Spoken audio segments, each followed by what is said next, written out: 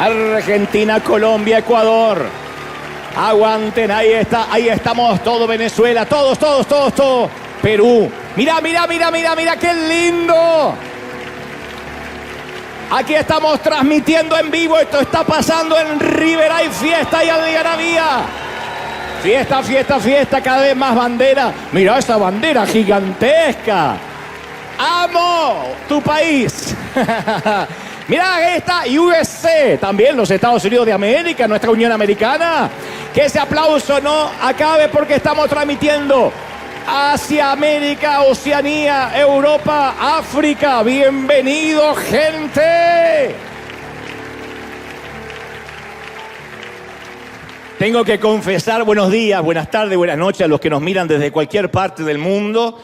Tengo que confesar que ahora que acabo de venir de cierta parte de la gira, es impresionante, hasta me da pudor decirlo, pero es impresionante cómo la gente de todo el mundo ve nuestros servicios cada domingo, en el aeropuerto, en los restaurantes, en los aviones. Te veo cada 7 días, los veo a ustedes cada 7 días, te veo los domingos, donde sea aquí, en Miami, en Los Ángeles, en Colombia, países donde pasamos, la gente viene y dice, yo veo los mensajes, yo veo los domingos, yo me alimento desde la pandemia.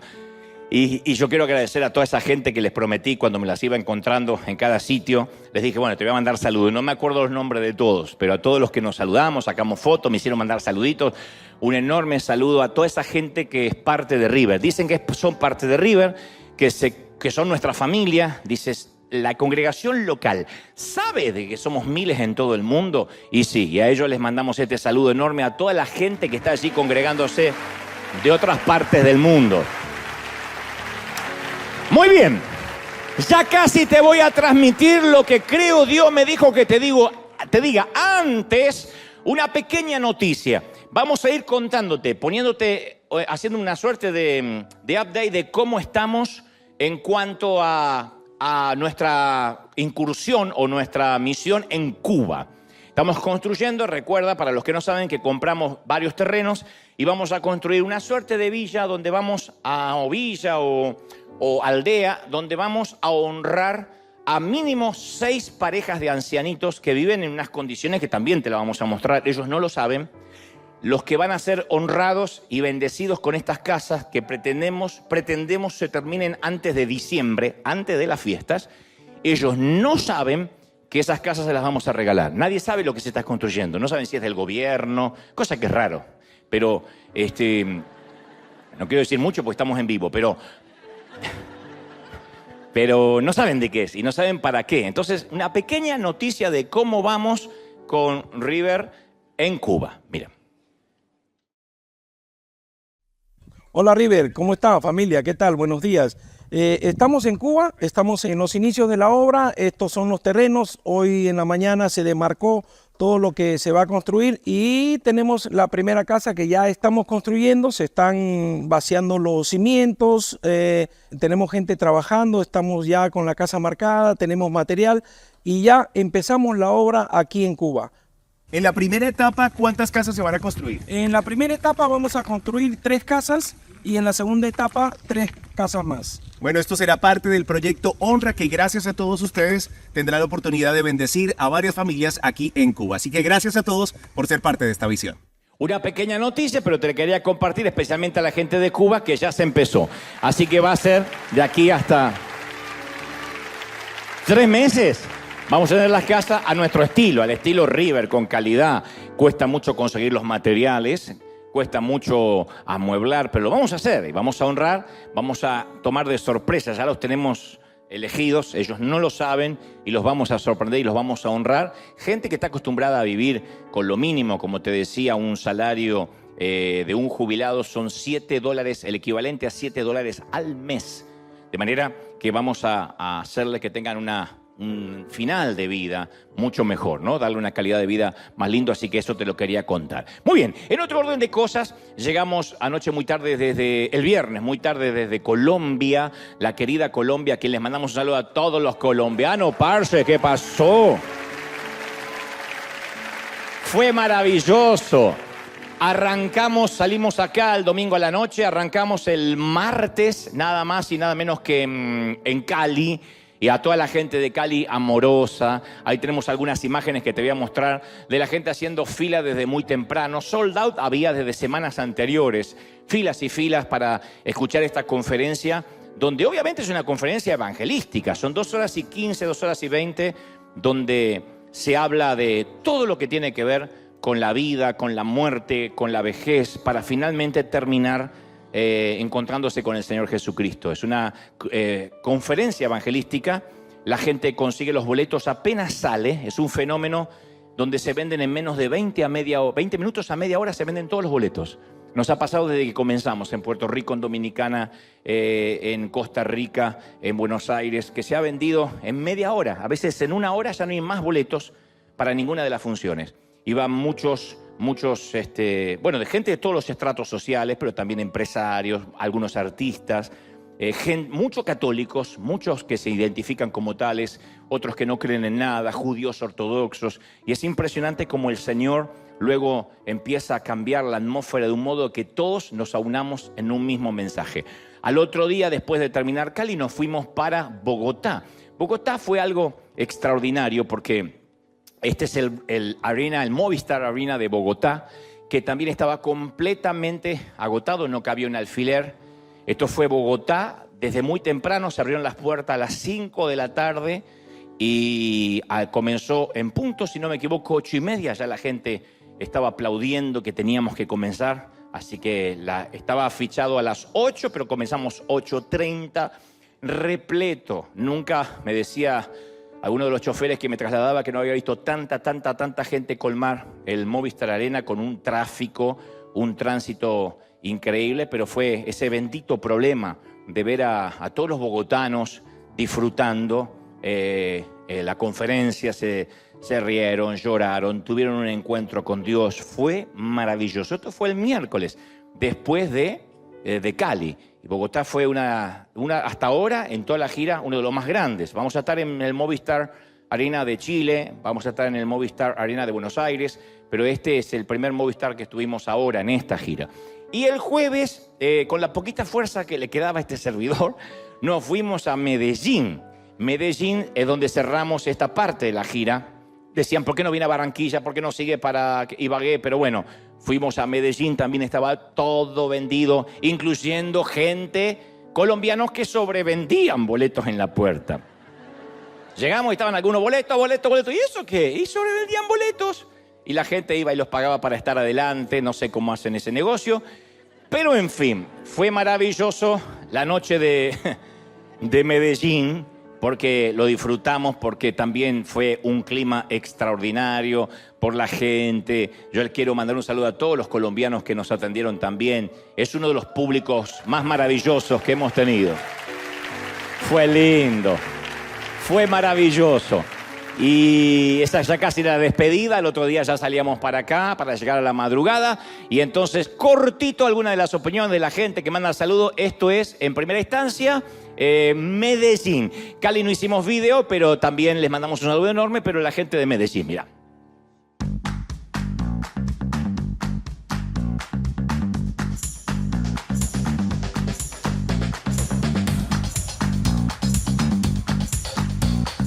Estamos muy felices de que puedas estar acá. Muchísimas gracias y bienvenido a Colombia y a Medellín.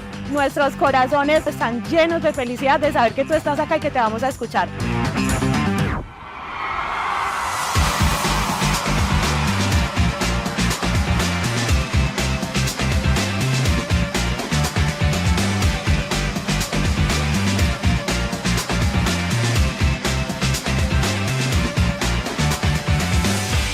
Después de manejar 12 horas, valieron cada segundo de este mensaje. Me llevo una gran experiencia, es un sueño de hace 4 años. Pues la experiencia el día de hoy me encantó.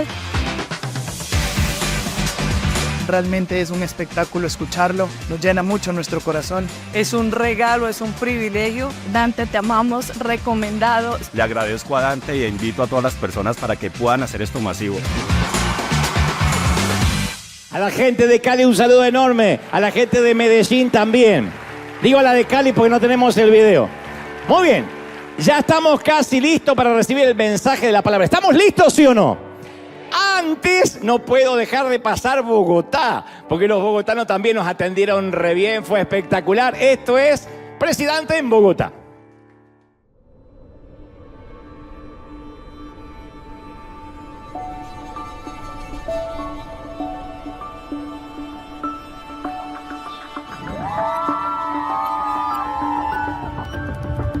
Escucharlo esta noche aquí en Bogotá va a ser muy emocionante. Estamos muy felices de recibir a Dante, queremos verlo, escucharlo. Quiero divertirme, quiero pasarla muy bien y saber qué trae preparado Dante. Poder recibir su mensaje y llenarnos de la presencia de Dios porque es un excelente orador. He esperado este momento desde hace muchísimo tiempo, estoy súper feliz, súper emocionada de saber lo que Dios tiene preparado para mí a través de la vida de Dante. Muy emocionado de estar esta noche en este gran evento con un coloso como lo es Dante Gebel. Estoy feliz de estar en el Presidente Tour. Domingo a domingo sigo a Dante Gebel y ha cambiado mi vida tras la pantalla. Hoy estoy acá muy emocionada de verlo en vivo. ¡Buenas noches, Bogotá!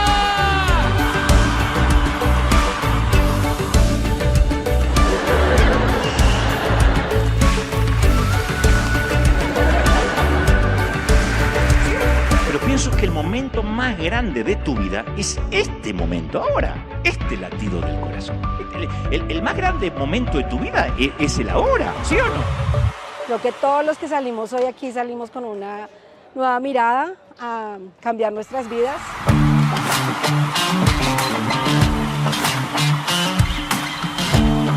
La experiencia fue fabulosa. Escuchar a Dante, siempre lo sigo. Hola, saludos aquí en Movistar Arena de Colombia, después de escuchar a Presidente Dante Gebel, increíble. Primera vez que escucho completa una conferencia y yo quiero repetirla.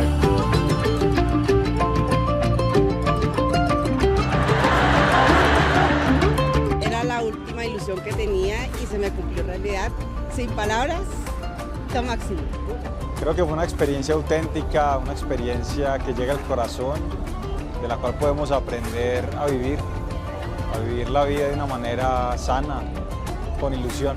Siento que es un hombre que inspira a seguir a Dios y a Jesús. Una experiencia inolvidable. Dante siempre ha sido un referente para mi vida. Entender cuál es mi propósito aquí y poder compartir en familia. Muchas gracias, Dante. Gracias por venir a Colombia. Te queremos mucho, muchas gracias. Para mí fue increíble, me encantó. Mil y mil gracias. Muy agradecido, muchas gracias. Gracias, Colombia, gracias, Bogotá.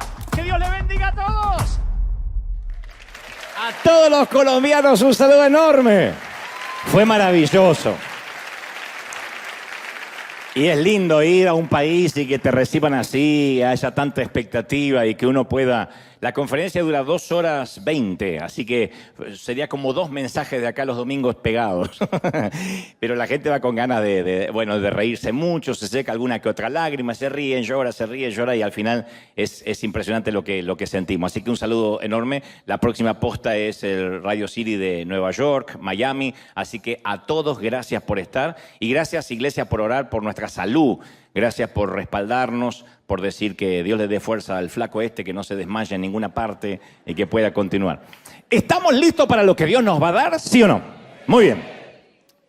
En primer lugar, no, dijo la nena, está bien, si no está lista, está perfecta, la esperamos. Eso es sinceridad, ¿ves? Dios permita que tengamos muchos miembros así. ¿Está listo? No, tengo ganas de irme. Bueno, quiero aclarar que este mensaje pretende ser una autocrítica, no una crítica de alguien que está afuera, una autocrítica muy sincera y frontal de nuestra iglesia actual, de la iglesia en general, no local, sino la iglesia en general. Y si no te dijera lo que creo Dios me dijo que te diga, sería atentar contra la legitimidad de mi llamado. Entonces uno tiene que decir lo que Dios nos hace sentir en el corazón.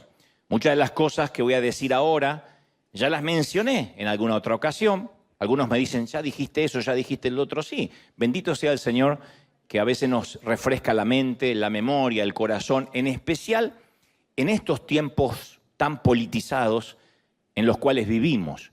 Recibí la confirmación que este mensaje más que nunca había nacido en el corazón de Dios, tan solo al ver la reacción al publicar en las redes la fotografía de algunos políticos populares en la promoción de este mensaje. Le dije a nuestra gente de diseño, le dije, quiero que pongan los presidentes más populares, más conocidos. No dije si son buenos o malos. los candidatos, los políticos que más ruido están haciendo. Y algunos se alegraron, otros escribieron epítetos, amenazas solapadas, la típica frase del tipo, faltó fulanito en la foto. Como dando por sentado que la foto, el conjunto de fotos reunía ciertas condiciones. No, yo puse políticos al azar. Otro dijo, ¿por qué mezclas a Menganito con Sultanito? No los tienes que mezclar, porque había varios allí. Estaba desde Obrador a Bukele, a Chávez, no a Chávez, a Maduro. Si pongo a Chávez tenemos un problema serio, porque el tipo no está, pero bueno, otros. Entonces es probable que muchos desconozcan que esto de mezclar iglesia y política es un fenómeno relativamente reciente. En las iglesias en las que crecí, yo suelo contar que desde nuestros púlpitos era algo inesperado mencionar algún tema de política, hacer militancia. Era una locura en la iglesia, cualquier cosa menos eso. Independientemente si estábamos bajo gobiernos militares, como nos pasó en una temporada en Argentina, o democráticos. Yo de niño recuerdo que como iglesia siempre estábamos muy distantes de lo que pasaba en el poder político. No teníamos la menor idea. Teníamos idea porque nos informábamos, pero no se mezclaban las cosas. Fue poco antes del 2000, según estuve investigando, poquito antes, esto data de menos de 23 años, que la grieta política, por alguna razón, se metió de lleno en nuestras congregaciones. Hubo un tiempo en que yo estaba leyendo los diferentes enfoques que la iglesia ha tenido con el poder secular a través de la historia. Uno de esos enfoques era Cristo contra la política. Yo lo tengo muy presente. Cuando la iglesia se negaba a hacer juramentos, cuando se negaba la iglesia a cantar el himno nacional, esto ocurría hace muchos años, quitarse el sombrero ante las autoridades, lo cual enfurecía, ¿no? No querían servir en el ejército, no querían ser enlistados, menos en tiempos de guerra, y enfurecía a los gobiernos. Después el segundo enfoque era Cristo transforma la política. O sea, no era en contra, sino transformarla. Cuando la iglesia trataba de que el gobierno piense igual que la iglesia, que tenga los mismos valores cristianos, y se esforzaban para que eso sea posible. Era una tarea, obviamente, totalmente imposible, pero por lo menos se esforzaban. Después el tercer enfoque era Cristo junto a la política, que es básicamente cómo se compone lo que se llama el sincretismo, que es la mezcla. Cuando el gobierno se entreteje y se mezcla sutilmente con el reino de Dios, y eso es muy peligroso. Y por último, el cuarto enfoque era Cristo por encima de la política, refiriéndose a los tiempos en que la realeza y el poder se arrodillaban ante Dios y no al revés. Entonces la pregunta que hoy quisiera hacer y que creo que nos compete y ahora van a ver por qué, si existe una manera de relacionarnos los cristianos con la política, con lo que pasa en los sillones presidenciales, en este caso en la Casa Blanca, en especial en una democracia donde todos tenemos derecho a expresarnos. Pero ¿deberíamos poner nuestro enfoque, nuestras energías en el reino de Dios? ¿O deberíamos trabajar activamente para transformar nuestros gobiernos terrenales? Esa es la gran pregunta. ¿Servimos a Dios y nos olvidamos de los gobiernos o trabajamos para que a ver si los gobernantes cambian?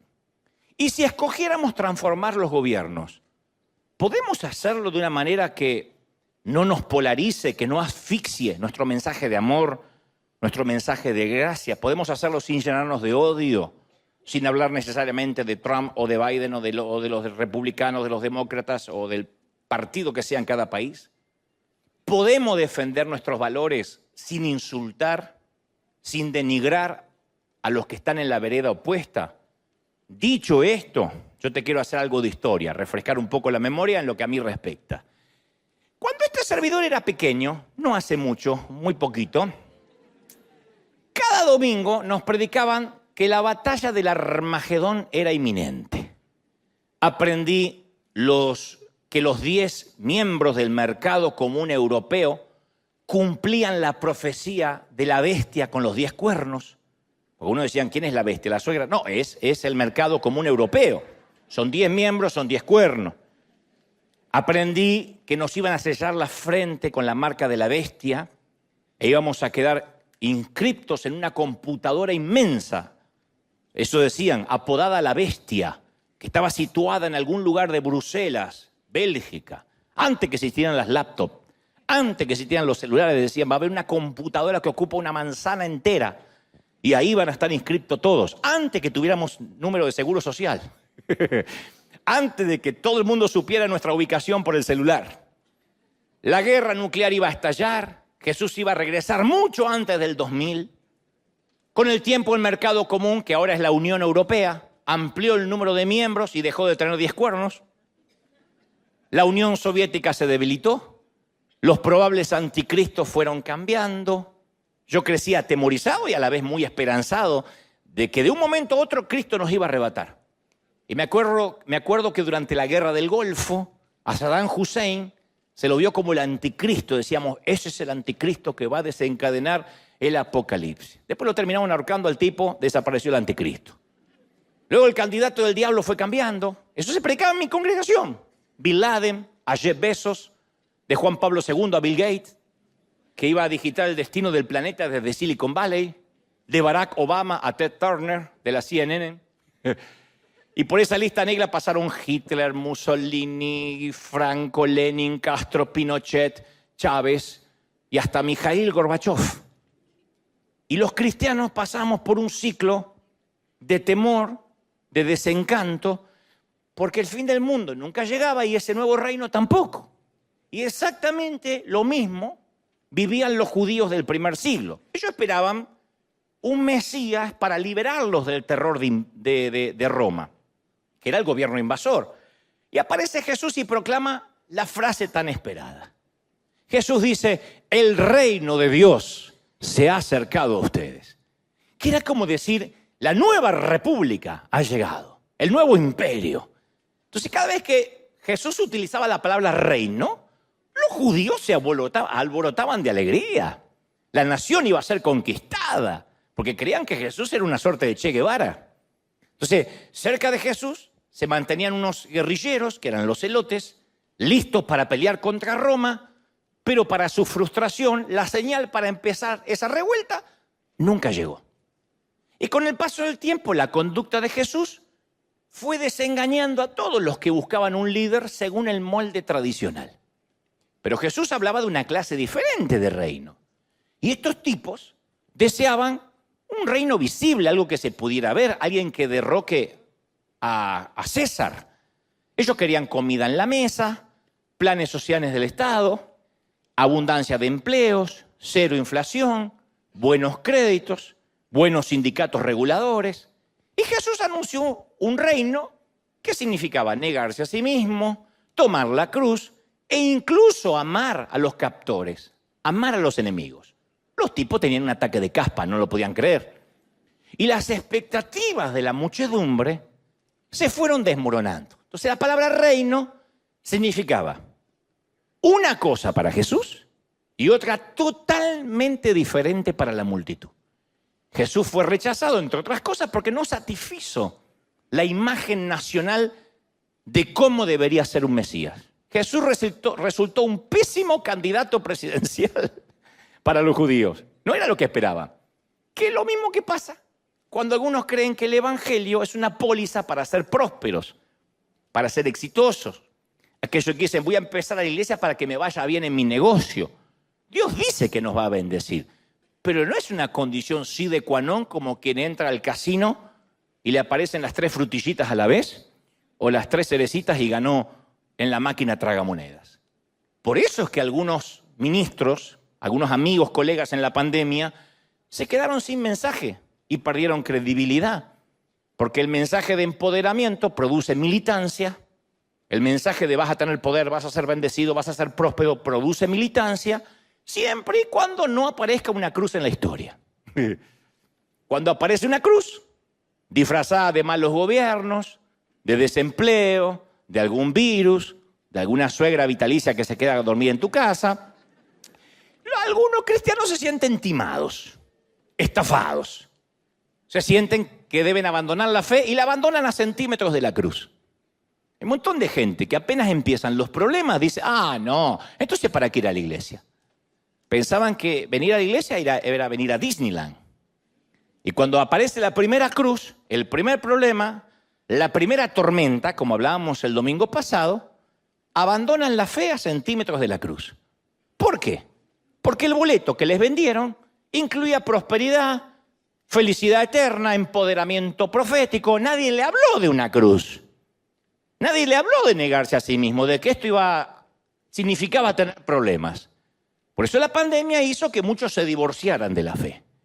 Es impresionante ver en nuestra América Latina gente que no se congrega más después del 2020.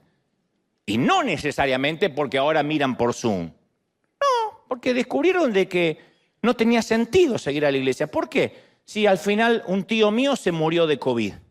¿Por qué voy a seguir yendo a la iglesia si me vale mal financieramente? Como veían a la iglesia como si fuera un multinivel, como si fuera Amway o Herbalife o quien sea, cuando le falló el producto dijeron, no es lo que me vendieron. Y fueron al reclamo de clientes. Yo pensé que iba a vivir en victoria todo el tiempo, pensé que nadie se me iba a morir por tener a Cristo. ¿Cómo que no? Si el Señor prometió en el mundo tendréis aflicción. Ahora bien, ¿qué quiso decir Jesús con el reino de Dios? Cuando dijo, se ha acercado el reino. Él dijo que es como el sembrador que sale a sembrar. Que algunas semillas caen en terreno pedregoso, otras se la comen los pájaros, otras sofocadas por la maleza. Jesús estaba indicando que el reino de Dios, la iglesia, coexiste con el mal. Mensaje que sin duda no agradó a las intenciones patrióticas judías de rebelarse. Él dijo, somos ovejas en medio de lobos, somos una semilla diminuta en el jardín, somos la levadura, un grumo de levadura en la masa, sal en la carne. Esas son las metáforas que Jesús usó para describir esa fuerza oculta que opera subterráneamente, desde dentro. No dijo nada de una iglesia triunfal que comparte el poder con Roma, con Egipto, Babilonia o con Grecia. No. El reino de Dios funciona como un movimiento secreto, troyanos, topos. Un movimiento minoritario. Avanza lentamente, subterráneamente, como una fuerza que opera por fuera del reino gobernado por Satanás. ¿Hasta ahí me siguen, sí o no? Me miran con la carita diciendo, ¿cómo es? ¿Me siguen? O sea, es un reino de personajes harapientos, de prisioneros, poetas, sacerdotes que comunicaban la fe escribiendo papiros a mano, a veces desde las prisiones. Pero a veces nosotros, en la actualidad, especialmente los que vivimos en este país, tendemos a imaginar la clase de reino que los judíos esperaban. Un gobierno visible, poderoso, que nos vaya siempre bien. Y por eso tenemos que recordar la actitud del Señor ante el gobierno de la época. Cómo el Señor se comportó con el gobierno. En primer lugar, Jesús mostró una actitud de, dicen en mi país, ninguneo, de menosprecio. Cuando Herodes le mandó un mensaje, lo llamó Herodes esa zorra, que es una expresión judía que significa insignificante. Dijo, vayan y díganle a esa zorra que hoy y mañana voy a estar expulsando demonios, voy a estar curando enfermos y en el tercer día me voy a ir cuando termine. Está en Lucas 13:32 para los que me miran pensando que lo estoy inventando. Dígale a esa zorra que cuando termine me voy a ir. Porque le dijeron, Herodes quiere que te vaya. No, díganle en ese insignificante. O sea, le dio muy poca importancia a la política. Porque al cabo fue el gobierno el que trató de eliminarlo. Pero llamó bienaventurados a los pobres y a los perseguidos. Nunca le dijo a los oprimidos que se levantaran en armas. Con palabras que deben haber irritado a los jóvenes celotes, militantes, guerrilleros, le dijo, amad a vuestros enemigos. O sea, invocó una clase diferente de poder. Invocó el amor, no la imposición. Y quienes buscaban a Jesús, a su gran candidato político favorito, se defraudaron. Porque a él se lo conoció como el amigo de los cobradores de impuestos, grupo que se identificaba con los explotadores y no con los explotados. Censuró el sistema religioso de la época, pero trató con respeto a un líder religioso como Nicodemo. Habló acerca de los peligros del dinero y los peligros del poder, pero mostró amor y compasión hacia el joven rico y hacia el centurión romano. En resumen, Jesús honró la dignidad de la gente, estuviera o no estuviera de acuerdo con ellas. No vino a fundar un reino hegemónico totalitario, no vino a fundar un reino comunista. Todos eran bienvenidos a unirse en su reino, incluso una mestiza de 5 maridos, un ladrón que moría en la cruz. O sea, para Jesús la persona era más importante que cualquier categoría, etiqueta o afiliación política. ¿Amamos ese Jesús, sí o no? Lo amamos, ¿no? Opresores y oprimidos, el mismo mensaje. Pero para nosotros, incluso hoy, es más fácil polarizarnos de un lado de la grieta y satanizar al que no piensa igual.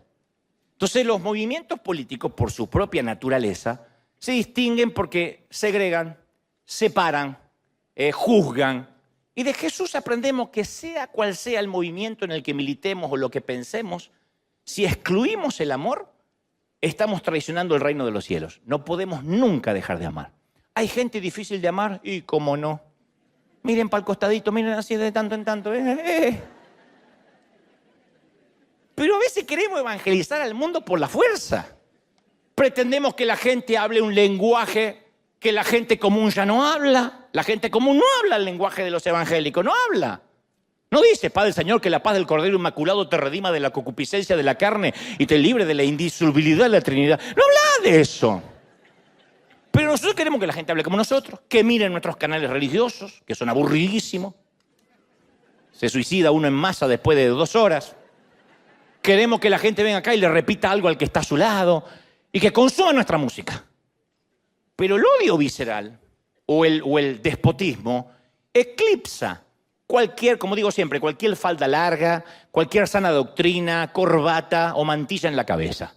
El odio siempre tapa lo que podamos mostrar de afuera. Y cuando uno quiere obligar por la fuerza a que los demás sean como nosotros, perdemos el respeto y la influencia que Dios quiere que tengamos. Dejamos de ser la sal que sale a la sociedad. ¿Me siguen hasta ahí, sí o no?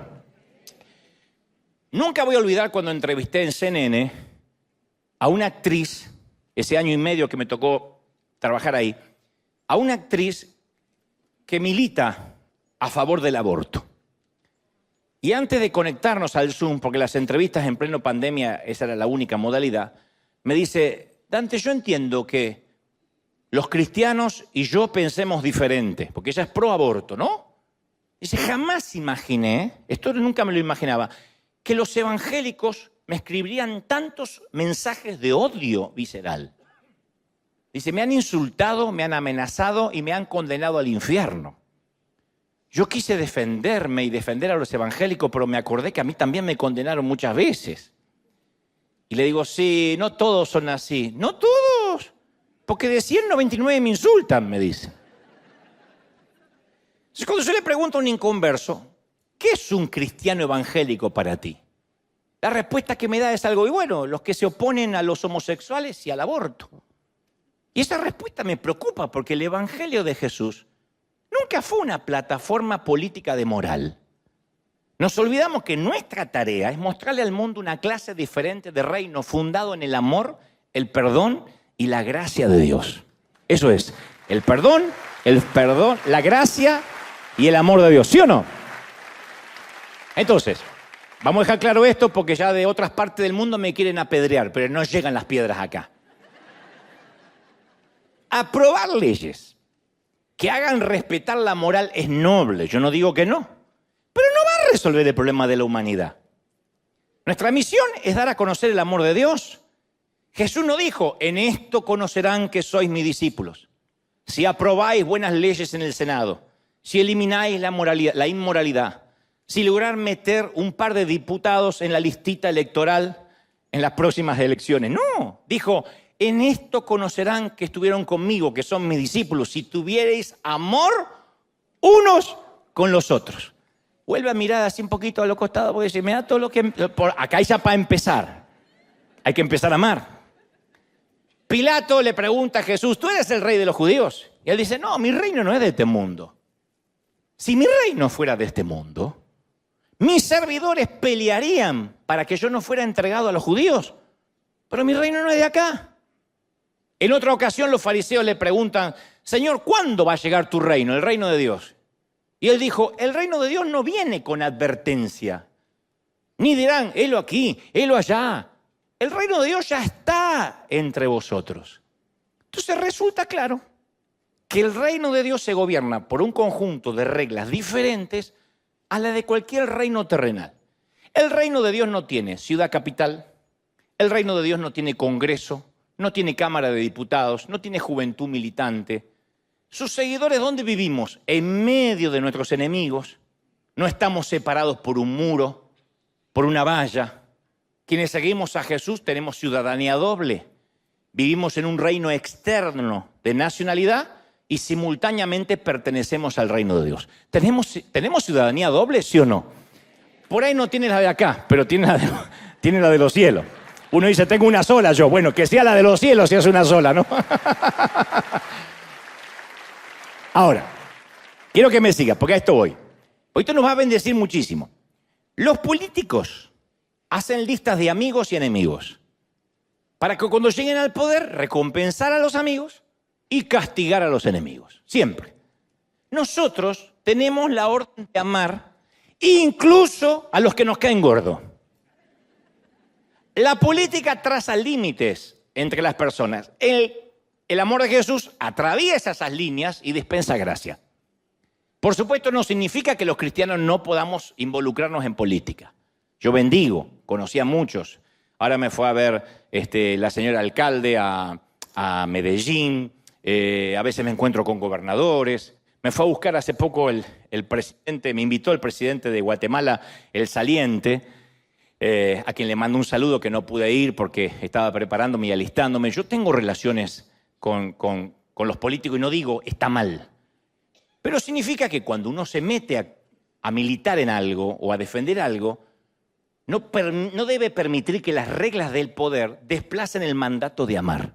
¿Me siguen, sí o no? Jesús dijo, dad al César lo que es del César y dad a Dios lo que es de Dios. O sea, destacó que iba a haber tensión entre los dos reinos. Siempre va a estar el César y va a estar Dios. Para los primeros cristianos, la lealtad al reino de Dios significó un choque mortal con el reino visible de César.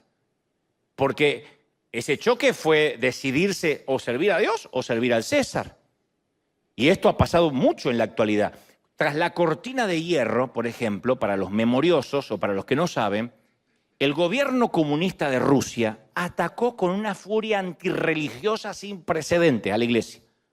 El gobierno de Rusia, el comunismo, arrasó iglesias, mezquitas, sinagogas, prohibieron que se le dieran instrucción religiosa a los niños, cerraron monasterios, mataron pastores, rabinos y sacerdotes. El evangelio igual sobrevivió, porque la mayoría de los niños seguía aprendiendo la fe a través de las babushka. ¿Saben lo que es la babushka? Las abuelas ancianas alemanas. Las babushka. Cuando el Estado, no la mamushka, esa que van sacando los muñequitos, no, esta es las babushka.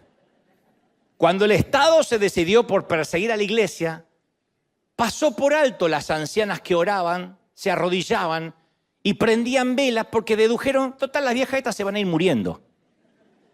No querían gastar balas en las viejas. Así dejaba, todas se van a morir. Pero las arrugadas manos de las babushka eran las que mecían las cunas. Y cuando el muro de Berlín se vino abajo como una represa podrida, muchos adultos dijeron que aprendieron de Dios en su niñez tras la cortina de hierro por las historias que le susurraban sus abuelas antes de ir a dormir. O sea, la fe de los cristianos sobrevivió a todas las ideologías. El Señor dijo, es como un grano de mostaza, como un grumo de levadura, más poderoso que cualquier gobierno, que cualquier evento, que cualquier dictador, que cualquier comunismo. Ese es nuestro Dios, ¿sí o no? A través de una babushka. En otros países, Albania, China, el gobierno obligó a la iglesia a pasar a la clandestinidad. Se hizo invisible la iglesia, literalmente. Y hubo una persecución atroz en China en los 60 y en los 70. Se multó a los creyentes chinos, se los encarceló, se los torturó. Y a pesar de esa opresión del gobierno, se desató el avivamiento espiritual hasta ahora más grande de la historia de la iglesia. Pero cuando la iglesia se acerca al poder político, es cuando se vuelve un híbrido. Cuando a veces es el poder político que ataca, cuando la iglesia se hace más fuerte. Mira, cuando en Estados Unidos, esto le cuento a la gente de otros países, El crédito pasó a ser el Dios con pies de barro. Acá no se ríe nadie ni nadie me dice amén, pero en otras partes te cuento. Cuando el crédito pasó a ser lo más importante y el sueño americano reemplazó al Señor, fue cuando la iglesia se volvió apática y a los miembros entonces hubo que ofrecerles para que se congregaran un buen estacionamiento, un servicio que no dure mucho, un mensaje de no más de 15 a 20 minutos porque si no cambian de nalga, cuidado de niños, si no me cuidan los niños no voy, a mí me van a atender los niños, quiero que lo atiendan y que le cambien el pañal y que le den de comer, si no, no voy. Café gratis, si no, no se te congrega. Ustedes dirán, bueno, los gringos son así. ¡No, los hispanos, que éramos unos muertos de hambre allá! Los que éramos muertos de hambre allá.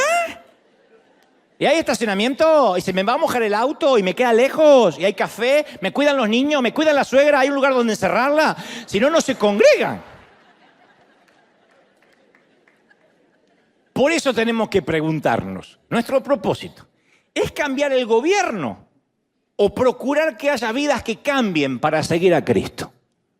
Nuestro propósito es cambiar el poder político o promover el reino de Dios. Entonces, Dios está operando no por medio de las naciones, sino por medio de un reino que trasciende las naciones. ¿Cuántos lo creen, sí o no? Entonces, siempre que confundimos los dos reinos, el reino visible y el invisible, es peligroso. Ya sucedió. Esto me van a querer apedrear más todavía. Pero ya sucedió drásticamente en la Alemania nazi, donde los evangélicos fueron atraídos por la promesa de Hitler de que iba a restaurar la moral en el gobierno y la sociedad. Él dijo que iba a evangelizar Alemania. Yo no estoy comparando a los políticos populistas con el Führer alemán, pero no podemos olvidar la historia porque si la olvidamos estamos condenados a repetirla. Entonces, al principio en Alemania, muchos líderes cristianos, pastores, agradecían a Dios porque Dios había levantado en el Führer a un hombre santo, de buena familia, de una sola mujer, buen padre, que se haría cargo de que la nación se volviera a Dios. Para cuando se dieron cuenta, la iglesia había sido timada y seducida por el régimen de Hitler. Entonces, ¿cómo es que los evangélicos, afirmando que decimos que escuchamos a Dios, no podemos a veces ver la verdadera naturaleza de los regímenes anticristianos? ¿Cómo es que enseguida nos seducen? Y yo creo que la razón es simple. La gracia cede el lugar al poder. Entonces los intentos de este mundo por crear sociedades cristianas perfectas siempre se convierten en regímenes de terror. Nunca Dios va a poner un tipo en el gobierno para que se evangelice la nación, porque Dios dijo que así no va a funcionar. Perdón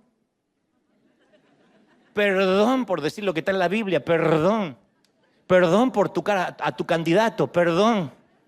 Pero cuando la iglesia trata de unirse al Estado, tiende a ejercer el poder en lugar de dispensar gracia. Cuando la iglesia cree que tiene que fijar las reglas para la sociedad, se vuelve fundamentalista.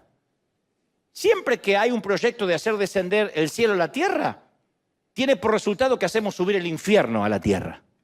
Entonces, mientras más cómoda está la iglesia con el gobierno, más híbrido va a ser nuestro mensaje. Es así. Me sorprende la polarización de evangélicos en América diciendo, no, tal candidato es el hombre de Dios. Pero iglesias divididas. Acá no pasa, gracias a Dios. Acá todos aman al presidente que esté. Ninguno dice que vuelva el otro. No, acá están todos felices. Pero no saben lo que es América Latina. Y lo hablo porque lo hablo de mi propio país. Divididos en la iglesia. No se pelean así ni por Dios y el diablo. Se pelean por los candidatos. Yo estoy endemoniado. Ah, menos mal, pensé que eras del otro partido. Así es.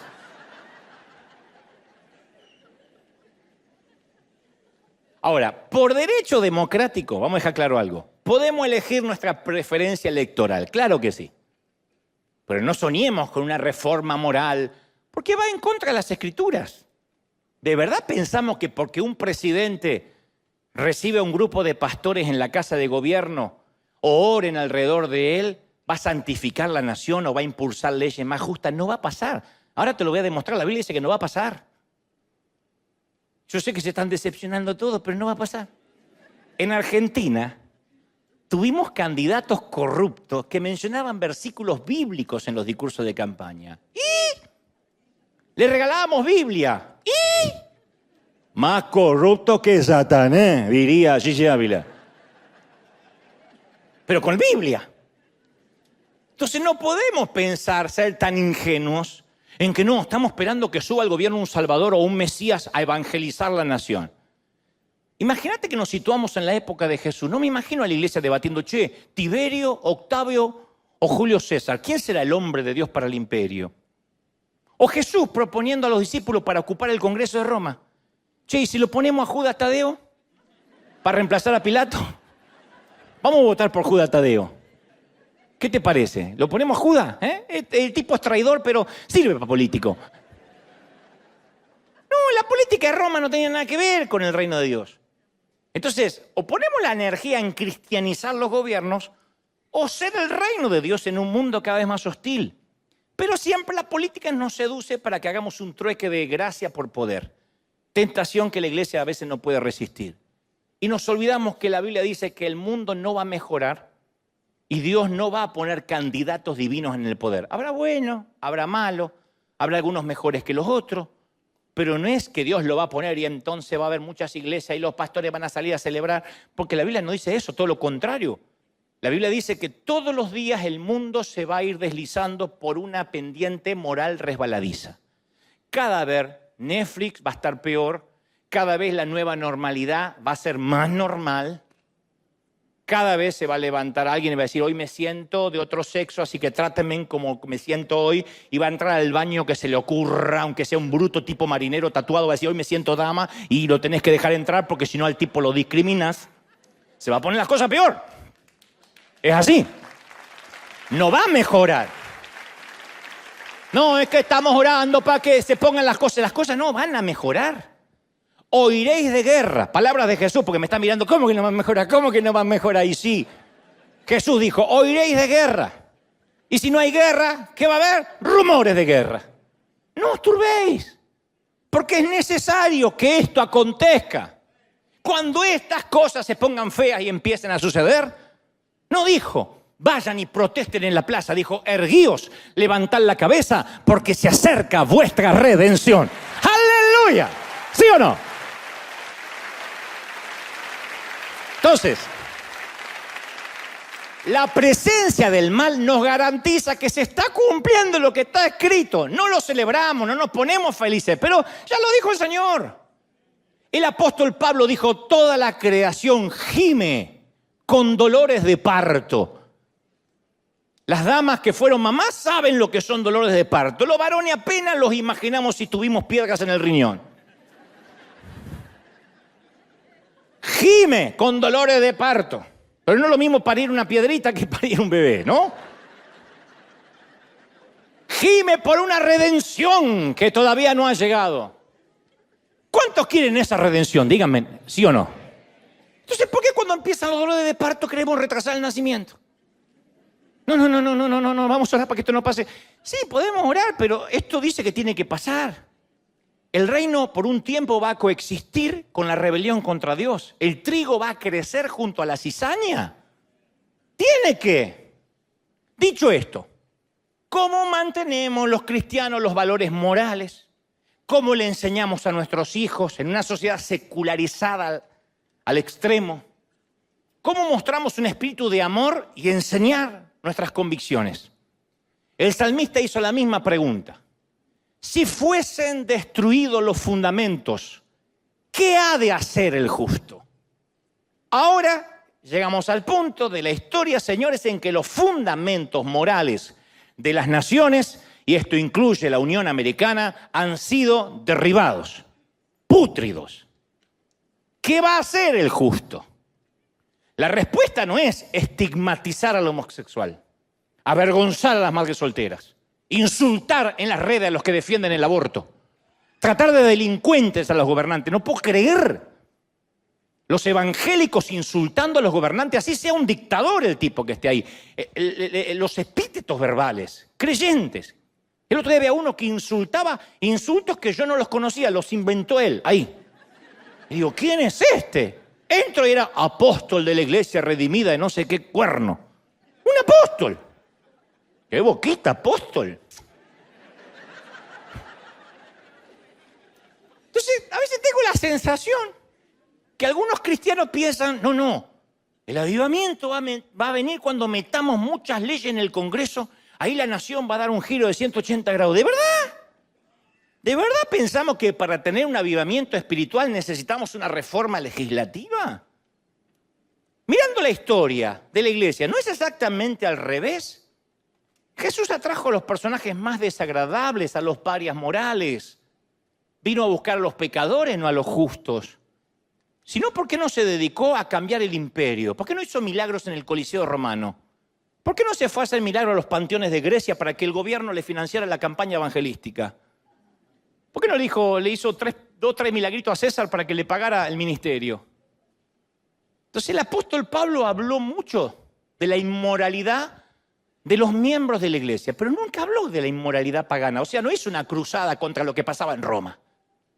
Muchas veces Pablo arremetió contra la iglesia, dijo hay un adúltero, hay alguien que está en pecado, pero nunca habló de la esclavitud de Roma, de la idolatría, de las orgías que cometían los romanos, de los asesinatos de bebés, que ofendían a los cristianos tanto como hoy la sociedad secular nos ofende a nosotros. Las mujeres de Roma abandonaban sus hijitos en los caminos para que lo devoraran las aves de rapiña. Si era una nena y estaban esperando un varón, abandonaban la bebé ahí. Si era un poquito defectuoso el nene, lo tiraban. Tenían permiso para arrojarlo en los caminos para que se lo coman las aves. Y tanto romanos como griegos tenían por costumbre usar muchachos menores de edad como sus esclavos sexuales. Tanto los romanos como los griegos. Es decir, que en los tiempos de Jesús y de Pablo, estas dos cuestiones morales hoy serían delictivas en cualquier país civilizado del mundo. Ningún país permite que una persona mate a un bebé que llegó al final del desarrollo y ha nacido. Y ningún país permite legalmente la pedofilia. Y Jesús y Pablo conocían esas prácticas degradantes, no las aprobaban. Pero no vamos a ver que ninguno de ellos se concentró en el reino pagano que los rodeaba, sino ellos proponían un reino alternativo de Dios. Y hoy los cristianos somos conocidos por todo aquello a lo que nos oponemos y nada por lo que proponemos. O sea que somos un espejo que muestra lo mal que está la sociedad. ¡Ay, qué mal! ¡Ay, cada vez hay más diversidad de género! ¡Ay, en el colegio cada vez están peor! ¡Ay, mirá lo que ponen en las películas! Hasta Disney se corrompió. Y estamos así, denunciando, quejándonos, en lugar de mostrar un camino diferente. Entonces, ¿no nos estaremos concentrando más en el reino de este mundo en lugar del reino que no es de este mundo? Entonces, el Nuevo Testamento presenta al gobierno como necesario, incluso puesto por Dios, pero nunca como protector o amigo de la fe. Y para complicar las cosas, la Biblia no nos da un consejo a los ciudadanos democráticos, porque eran tiempos de los reyes. Pedro y Pablo exhortan que nos sometamos a las autoridades y honremos al rey. Pero en la democracia los ciudadanos somos el rey, los que votamos. No tenemos presidentes que vienen de sangre azul y van apareciendo. Entonces es muy difícil ignorar el gobierno cuando por derecho constitucional nosotros formamos ese gobierno. Todos los que votamos y pagamos impuestos hacemos política, todos. Política deriva de la palabra polis. Política deriva de la palabra griega polis como metrópolis. Todo aquello que involucre a humanos que viven juntos con un objetivo es político. Y como pueblo de Dios estamos construyendo un reino alternativo, una nueva polis, un reino de Dios. ¿Cuántos quieren pertenecer a ese reino? Díganme amén, por favor. Porque algunos dicen, yo no sé a qué reino pertenecer. ¿De verdad lo quiere, sí o no?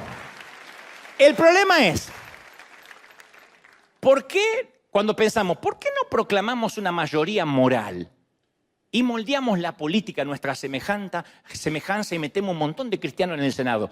En primer lugar, nosotros estamos para dispensar gracia. Y lo que pensemos, la militancia, por muy buena intencionada que esté, si nosotros no amamos, no entendimos el Evangelio de Jesús. ¿Amar es difícil? Sí, amar es difícil. Pero si no amamos, estamos atascados en la ley y no en el Evangelio de la gracia. Jesús nos dio una señal distintiva. Él dijo, no se conocerán por la corrección política ni por la superioridad moral, sino por el amor. 1 Corintios 13, si no tengo amor, ningún milagro de fe, ninguna agudeza teológica, ni ardiente sacrificio personal sirve para algo. Si no tengo amor, ¿qué somos? Nada. Entonces, cuando la iglesia se extendió por todo el imperio romano, la gente solía decir, Cristo es el Señor. Así se identificaban los discípulos. Cristo es el Señor. Y César se puso loco porque había una ley que tenían que decir, César es el Señor. Entonces ahí mismo les exigían a las autoridades que dijeran, César es el Señor. Justino, que era mártir que después fue ajusticiado por los romanos, dijo, solo a Dios rendiremos adoración. Reconoceremos los reyes, estaremos sujetos, orando para que tengan un prudente juicio. Pero a medida que pasaban los siglos había gente con buen juicio y había otros locos dictadores que no tenían ningún juicio, como ahora. Y cuando surgía el conflicto, los valientes apelaban a una autoridad más alta que el Estado. Nuestra autoridad es más alta, gente. Servimos a un Dios más poderoso que cualquiera que se siente en el Salón Oval, que cualquiera que se siente en el Vaticano. Y esto va para El Salvador, para Colombia, para Argentina, para todos. Los misioneros que llevaron el evangelio a otras culturas tuvieron que enfrentarse a los estados, porque había conflicto de intereses. En la India se tuvieron que oponer al matrimonio de niños los pastores, a la quema de esposas.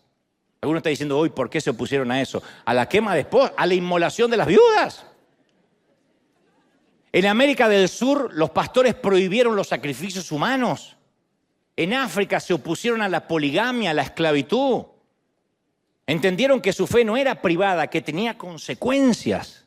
Entonces a veces uno tiene que pararse firmes y decir, esto es lo que vamos a hacer.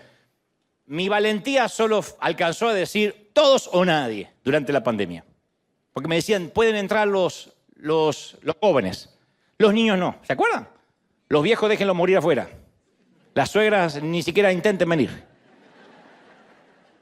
Pero el querido MacArthur, un querido pastor de aquí cerca, él dijo, yo no voy a cerrar la iglesia. Le hicieron una demanda, un juicio. Él dijo, yo voy a continuar. Yo tanto no me animé. Pero dije, bueno, todos o nadie. No, es que pongan la bandina ahí, pongan alcohol y que entran algunos. No, todos o nadie. Porque me parecía, no sé, yo veía la cara de algunos de ustedes diciéndole yo o nuestros sugieres, no, usted no puede entrar, ¿eh? No da la edad. Tiene 80 años, a veces se nos muere. Vaya a su casa que oremos. Yo veía a mi mamá dejándola afuera. Yo digo, ¿con qué cara le digo a mi mamá? No, mamá, vos no me podés escuchar. No, porque estás en zona de riesgo, en edad de riesgo. Yo sé, ¿cómo se dejan a los ancianos afuera? Los niños había que dejarlos afuera. ¡Es locura! Tuvimos problemas con el gobernador y por otras cosas que yo dije, pero hay momentos en que la iglesia tiene que actuar y escoger con sabiduría las batallas. Es obvio que el aborto y los temas sexuales, cuando se meten con nuestros hijos, merecen nuestra atención y debemos levantar la voz. Pero eso no significa que vamos a instaurar un reino aquí. Se va a poner peor la cosa. Si no entendemos eso, vamos a ser sabios como palomas y mansos como serpientes, que es exactamente lo opuesto a lo que dijo Jesús. Estoy harto de que me digan, está al revés. Sí, está al revés. Ese es... Dios mío. Yo no sé si estoy más viejo. Claro que está al revés. Yo digo que seamos mansos como paloma y astutos como serpiente, pero cuando uno no entiende esto, lo damos vuelta. Entonces, a ver, el gobierno puede cerrar los casinos y los bares los domingos, pero no puede obligar a la gente a adorar. Puede arrestar a los racistas, no puede curar su odio. El gobierno puede hacer leyes que sea más difícil el divorcio, no los puede obligar a amarse a los cónyuges. Les puede otorgar subsidios a los pobres, pero no pueden hacer que los ricos muestren compasión. Puede prohibir el adulterio el gobierno, pero no la lujuria. Puede condenar el robo, pero no la codicia. Puede favorecer la moral, pero no la santidad. No codicies, dice un mandamiento. Es una de las categorías de los mandamientos. No codiciarás la mujer de tu prójimo, no codiciarás. ¿Qué municipalidad o qué gobierno podría hacer cumplir esa ley? Ni Bukele. Agarra a todos los codiciosos y los hace saltar así. No puede.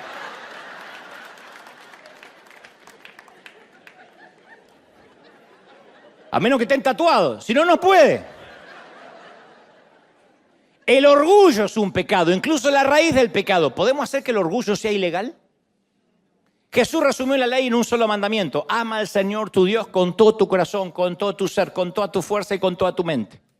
¿Qué autoridad humana podría gestionar el cumplimiento de algo así? Entonces, aunque tenemos la obligación de obedecer los mandatos de Dios, no caigamos en el error de tener que convertir esos mandatos en leyes. 2 de los 10 mandamientos pasaron al ámbito legal. No mates y no robes. 2 fueron llevados al sistema legal. No hay sociedad pluralista alguna que pueda codificar dentro de su sistema de leyes a los otros 8, a pesar de que son importantes. De hecho, los cristianos reclamamos los 10 mandamientos, nunca las bienaventuranzas de Jesús. Los 10 mandamientos son más fáciles que las bienaventuranzas. Y a veces decimos, tiene que levantarse un presidente que ponga los 10 mandamientos, pero está defendiendo a Moisés, no a Jesús. Jesús fue más estricto, dijo, basta de ojo por ojo, hay que dar la otra mejilla. Si codicias a una mujer, ya la miraste, ya pecaste con ella en su corazón. Mejor que te arranquen el ojo antes de con los 2 ojos irte al infierno. Mirá la cantidad de tuertos que habría. Saluda a su hermano, Dios le bendiga, Dios le bendiga.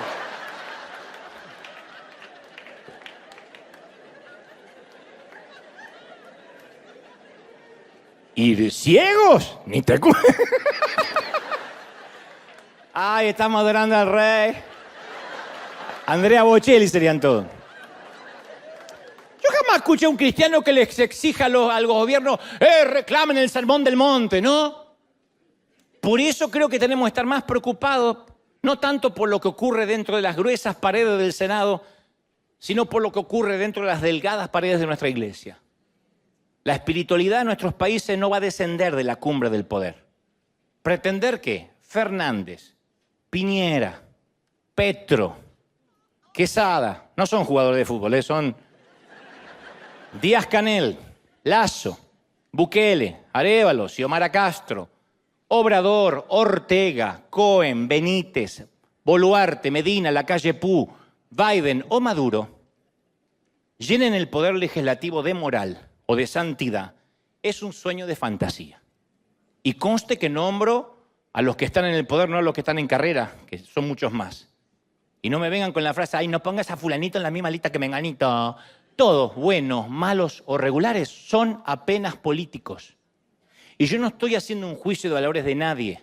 Solo digo que no pretendamos que sean ellos quienes evangelicen y transformen a nuestra América. ¿Qué le vamos a pedir? ¿A Obrador que se ponga a predicar?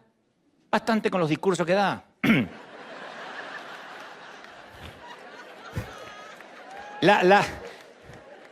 Cada mañana el tipo te da... Y ya está. ¿Qué? Las iglesias son ovejas entre lobos. Un tesoro escondido en el campo, la semilla más pequeña de la huerta, el trigo que crece en la cizaña, una pizca de levadura en la masa del pan. Entonces, ¿amamos a los políticos? Sí, amamos a todo el mundo. ¿Vamos a orar por ellos? Sí, vamos a orar por ellos. Quien suba en Argentina, yo voy a orar por el que suba a la Argentina. Y si alguno de acá algún día es presidente, si yo termino siendo presidente de la República, no es para evangelizar el país, va a ser para gobernar el país. Es lo que hizo José en Egipto. Distribuir los graneros. Entonces a veces tenemos ese complejo mesiánico de que alguien se va a parar en el balcón de la casa presidencial a decir arrodíllense todos. La Biblia no dice que eso en algún momento vaya a pasar. Y si empieza a pasar, es que algo sucedió y estamos ya en la temporada del anticristo y deberías preocuparte porque no te fuiste. Pero no va a pasar.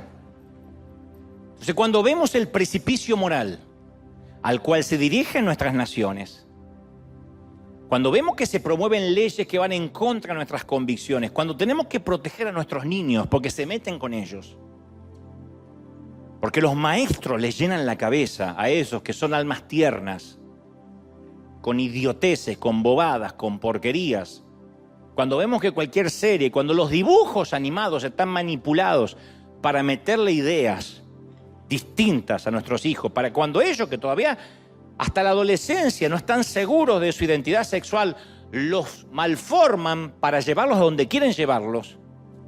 Cuando todo eso pase, no caigamos en la tentación de querer cambiarlo todo desde la cumbre del poder político. Y no, si sube Trump, esto va a cambiar. No va a cambiar. Porque la Biblia dice que no va a cambiar. Suba quien suba. Él dijo, las cosas se van a poner peores. La moralidad va a descender cada vez a niveles más bajos. Entonces, es ahí como uno realmente empieza a comportarse tal como Jesús nos dijo. Sencillos como palomas, astutos como serpientes. Cuando es al revés, somos serpientes gritando. Y tenemos el cerebro de una paloma en cuanto a astucia. Pero si es como el Señor dijo, vamos a ser astutos. Vamos a convivir en un mundo difícil sin comprometer nuestras convicciones. No puede ser que aparezca Halloween y ya disfrazamos a los chicos a pedir dulce. No puede ser tan frágil nuestras convicciones. Sin darnos cuenta de que Halloween tiene su esencia en la brujería, en el satanismo. No es simplemente disfrazarse de algo y salir. Significa entender, en esto no voy a participar. ¿Qué miran nuestros hijos? Eso no es ser legalista. Poner filtros en nuestros canales de streaming. ¿Qué consumen? ¿Tu hijo es menor de edad? ¿Tu hijo es menor de edad? ¿Vive bajo tu techo? ¿No paga la renta? Bueno, va a consumir lo que el sacerdote de la casa dice que va a consumir. No va a tener libre internet y va a estar con su celular hasta las 3 de la madrugada mirando cualquier porquería. Porque somos libres, porque no sé cómo decir, porque es un hombre de 13. Entonces, nosotros somos los que ponemos las convicciones. No nos contaminamos y vivimos en un mundo difícil, bajo fuego. No podemos pensar, ay, si el gobierno nos da un plan social y me envía un chequecito cada mes, ay, ese candidato lo puso Dios. Y si se meten con nuestro candidato, escribimos mensajes de odio y quienes no comparten nuestra militancia, te vas a ir al infierno, no toques a mi candidato, porque te manda el chequecito. Pero el candidato mañana aumenta los impuestos, se da vuelta, quita la ayuda social, lo puso Satanás. Es muy difícil comunicar el mensaje de gracia desde los pasillos del poder. La escalera del poder siempre va hacia arriba, los tipos siempre quieren subir. La escalera de la gracia va para abajo. Y la iglesia se está politizando cada día más en lugar de predicar gracia y misericordia. Insistimos con la moralidad. Insistimos con la moralidad. No hay que predicar moralidad, hay que predicar gracia. La moralidad es un resultado intrínseco de la gracia. Entonces, nos guste o no, gobierne quien gobierne, Dios nos llama a amar a la mujer que sale de una clínica de abortos. Y Dios nos llama a amar incluso a su médico. No aprobar, amar. No la podemos odiar. No podemos odiar a nadie. Si no podemos amar todo tipo de gente, no entendimos el Evangelio de Jesús. Si el gobierno no ayuda a los pobres, la iglesia tiene que ofrecer alimentos y ayuda. Si el gobierno oprime, la iglesia debe levantar a los oprimidos.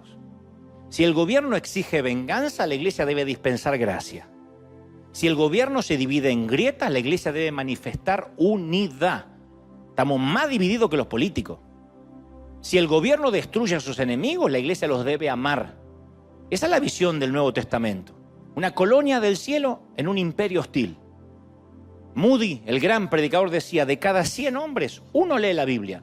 Los otros 99 leen al cristiano. Para terminar, en 1982, en el punto más álgido de la Guerra Fría, Billy Graham visitó Rusia y se reunió con los líderes del gobierno.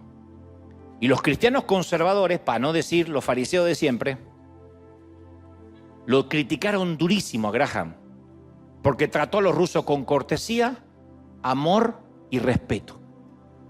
Dio su postura, ¿no?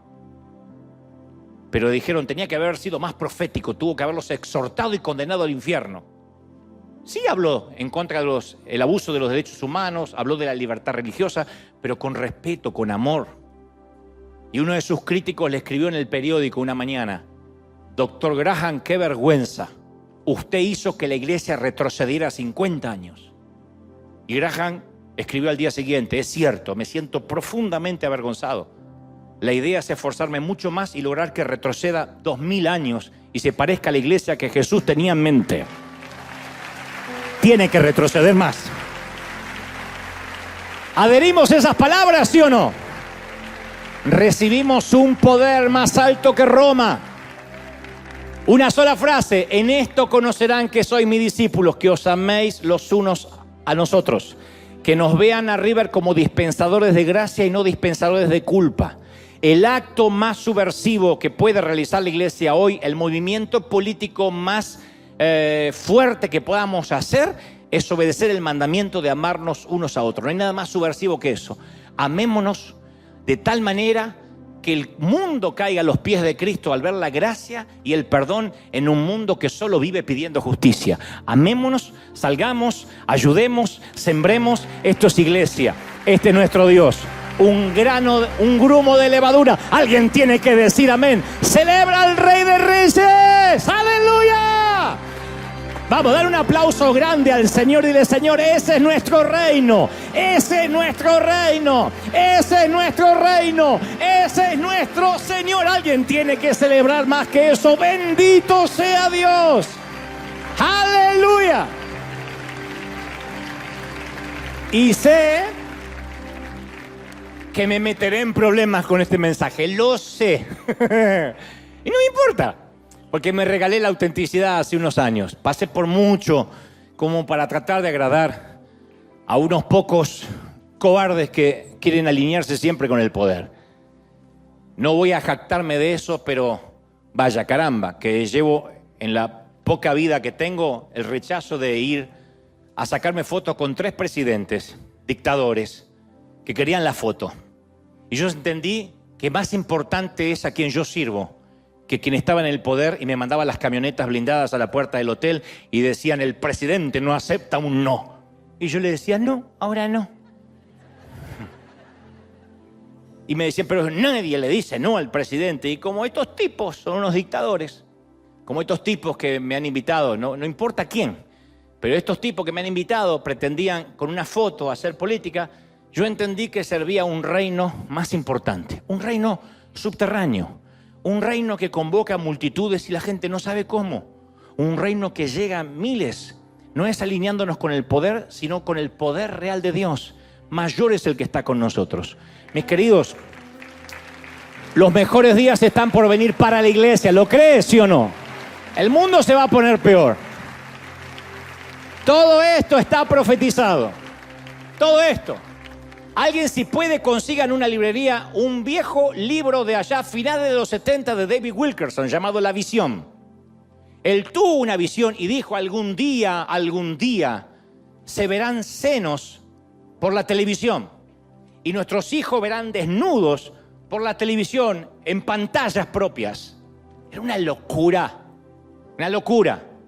Algún día veremos parejas del mismo sexo caminar tomados de la mano, besándose en la calle, y nadie podrá ni siquiera ofenderse.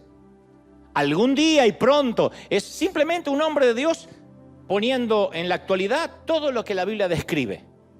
Y al final del libro dice: alegraos cuando todo esto empiece a pasar, cuando la moral sea un artículo de lujo, cuando a la hora de la votación haya que elegir al menos corrupto. ¿Quién de estos 3 roba menos? Y a mí me parece que este ya tiene un poco de dinero, va a robar menos, que este es más miserable. Cuando nuestra decisión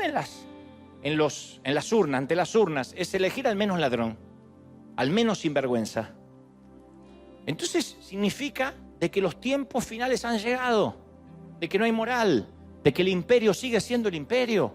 Pero no nos olvidemos, Dios sigue siendo Dios, sigue estando en el trono, y cuando Él venga, cuando todo ojo lo vea, aquellos que perdamos esa esperanza de que el Señor venga y pretendamos que el reino va a estar de este lado del sol, pobrecitos, qué decepción que van a tener. Porque todos, por más buenos presidentes que sean, van a decepcionar. ¿Por qué? Porque son hombres. Los pastores decepcionamos, los curas decepcionan, los rabinos decepcionan. El Señor dijo: sí, son hombres. Yo soy consciente que decepciono a mucha gente y no doy con la talla que debería dar. ¿Y cómo voy a ofrecer garantías de perfección si yo no veo perfección en ninguna parte? No somos perfectos. Mucho menos los vamos a encontrar en el gobierno, en el Senado, en la Cámara de Diputados. Dios no nos puso a militar, nos puso a creer en un reino más poderoso. Y ese reino más poderoso socava el reino de Satanás, como topos, como grumos de levadura, leuda, permean la sociedad. ¿Y cuántos van a salir de aquí a ser esos agentes de cambio? Pero no desde el poder, desde lo bajo, desde la universidad, desde tu aula, desde tu oficina, donde Dios te ponga, marca la diferencia. Tú dices, soy yo solito. Un poquito de sal cambia toda una olla del sabor. Un poquito de sal transforma la sociedad. ¿Tú lo crees? ¿De verdad que lo crees? ¿Cuántos lo creen? Díganme amén. ¡Aleluya!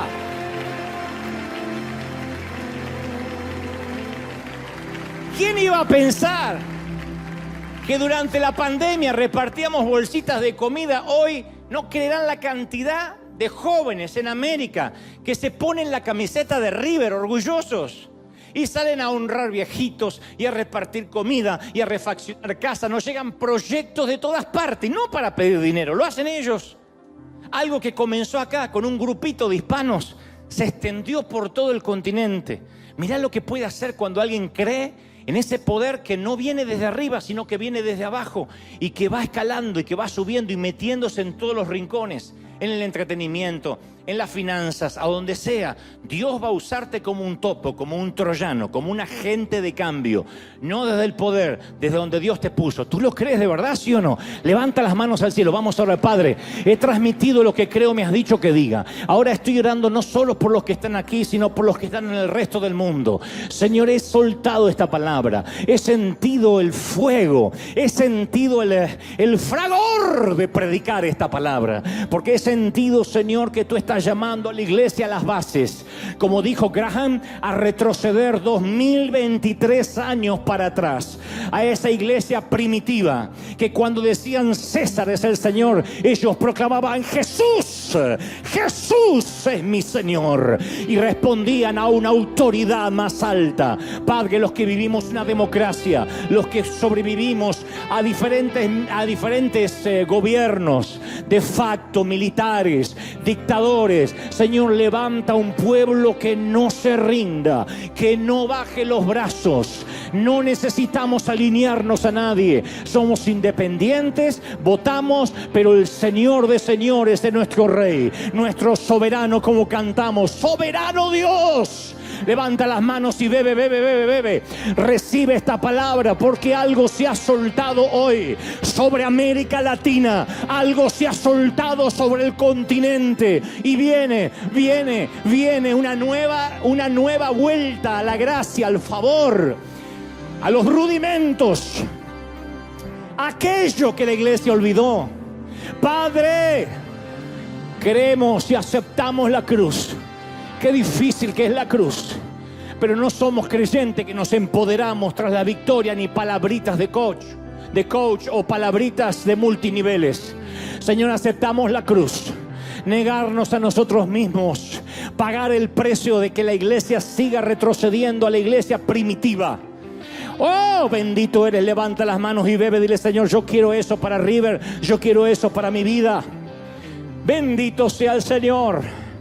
Levantaos, erguíos, dijo el Señor, cuando las cosas se pongan feas, cuando los gobiernos sean más corruptos, cuando los canales de streaming, cuando el cine cambie la moralidad, cuando sutilmente los profesores de las universidades empiezan a minar la cabeza de nuestros hijos, cuando la integridad sea un artículo de lujo, cuando las familias empiezan a deshacer.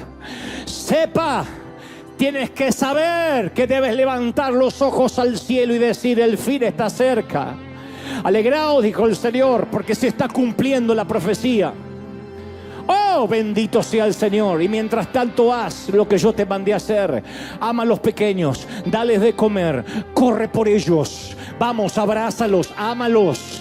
Ama a los parias, acércate a las prostitutas, acércate a los que piensan diferente, a los que sufren problemas de identidad sexual. Ámalos, abrázalos. Esta es la iglesia que ha sido dispensadora de gracia, no culpa, gracia. Reciban. Padre, gracias por esta mañana, gracias por este mensaje, gracias porque has reseteado nuestra mente, porque seguimos siendo ese grano de mostaza. Levanta la mano y dile, Señor, úsame donde tú me has puesto. Yo estoy orando por la gente de todo el continente, de todos los continentes del resto del mundo. ¿Cómo te ama el Señor? cómo te ama el Señor que te habla como te habló hoy. Porque te ama, te redirecciona. Cómo te ama el Señor. Yo bendigo a los que están incursionando en política. Solo que he puesto en claro la posición de la iglesia de Cristo. No se reclutan votos. No se usa la iglesia para apoyar el candidato que más nos gusta. Dios dice, yo soy el que está en el trono. Yo soy el que pone y saca reyes. Yo soy el que decide. Yo soy el que permite las tormentas. Yo soy el que permite las debacles económicas. A veces cuando peor está el país es cuando más la gente busca al Señor. Cuando más las congregaciones se llenan. Bendito sea el Señor que conoce métodos para que nos acerquemos a Él. Señor, no seamos nosotros los que impongamos la agenda, sino que sea tu agenda divina. Levanta las manos y dile, Señor, gracias. Yo he orado y he hablado a tu intelecto, pero sé que hay muchas palabras que han llegado a tu corazón. Y otras que te ruego que vuelvas a ver el mensaje por streaming y repases palabra por palabra, porque Dios ha hablado hoy. Y Dios ha dicho, iglesia, viene un propósito mayor para River. Vienen cosas más grandes para la congregación y tienes que prepararte. Porque yo abriré puertas y traeré gente del norte, del sur, del este y del oeste. Soplaré un viento de otra parte. Y traeré gente que no son aceptadas en otras congregaciones. Yo las traeré. Porque me he hecho de un sitio de gracia, de un sitio de amor, de un sitio donde la gente abraza. Y alcanzará misericordia, Padre, gracias por esta mañana. Gracias, Señor. Bendice a estos tus campeones, tus obreros de primera línea. Bendice a tu ejército. He hablado y he transmitido lo que creo me has dicho que diga. Ahora sella esta palabra. Declaramos bendición. Declaramos de que los mejores días para la iglesia vienen. Que septiembre, octubre, noviembre y diciembre se abren las ventanas de los cielos.